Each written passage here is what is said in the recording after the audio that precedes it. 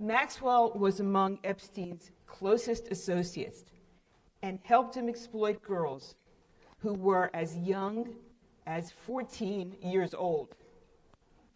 Maxwell played a critical role in helping Epstein to identify, befriend, and groom minor victims for abuse.